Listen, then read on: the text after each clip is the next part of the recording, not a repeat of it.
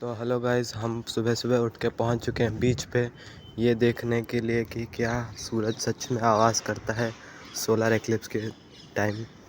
लेकिन उससे पहले आप सब्सक्राइब करो पहले। हाँ जल्दी करो, मुझे पता है कि आप लोग नहीं करते, वीडियो देखते हो लेकिन सब्सक्राइब नहीं करते। लाल कलर का